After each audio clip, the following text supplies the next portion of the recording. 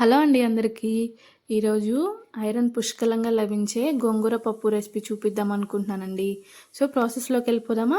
దీనికోసం పప్పు నీట్గా క్లీన్ చేసుకొని పెట్టుకొని కొంచెం వాటర్ యాడ్ చేసుకొని దాంట్లో పసుపు యాడ్ చేసుకోవాలి. అట్లనే కొంచెం ఆయిల్ కూడా యాడ్ చేసుకోవాలి. ఇంకోవైపు ఆనియన్, పచ్చిమిర్చి అట్లనే టమాటోస్ కూడా కట్ చేసుకొని పెట్టుకోవాలి. గోంగూర కూడా మొత్తం అంతా నీట్గా క్లీన్ చేసుకొని పెట్టుకోవాలి. సో ఇంకోవైపు పప్పులో సరిపోయినంత కారం యాడ్ చేసుకోవాలి. ఈ విధంగా కారం యాడ్ చేసేసుకొని దీంట్లో ఆల్రెడీ కట్ చేసి పెట్టుకున్న ఆనియన్, పచ్చిమిర్చి, టమాటా ముక్కలు వేసేసుకోవాలి.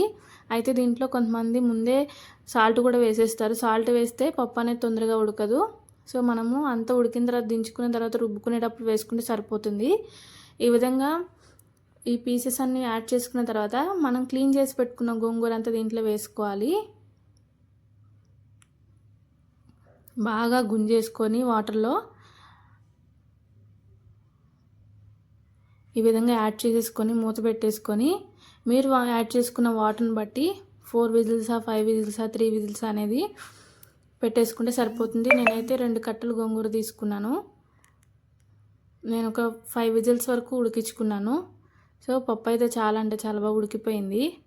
ఈ విధంగా స్టవ్ మీద పెట్టేసుకొని ఒక 5 విజిల్స్ అయిపోయిన తర్వాత మూత తీసి చూద్దామా. సో చూసేద్దాం. ఈ విధంగా ఉడికిపోయింది. చూడండి, ఎక్కడ పప్పు అయితే ఉడకకుండా అయితే లేదు, మొత్తం కనిపిస్తుంది బాగా ఉడికిపోయినట్లు. దీంట్లో మన టేస్ట్కి సరిపోయినంత సాల్ట్ యాడ్ చేసుకోవాలి. నేనైతే కల్లుప్పే వాడతాను రుబ్బేటప్పుడు. సో కల్లుప్పు యాడ్ చేసుకుని ఈ విధంగా రుబ్బేసుకుంటే గుమగుమలాడే గోంగూర పప్పు రెసిపీ అయితే రెడీ అయిపోతుంది. Please subscribe. నాకు సపోర్ట్ చేస్తున్నందుకు చాలా థ్యాంక్ యూ అండి. ప్లీజ్ సబ్స్క్రైబ్ చేయండి, లైక్ చేయండి, షేర్ చేయండి. థ్యాంక్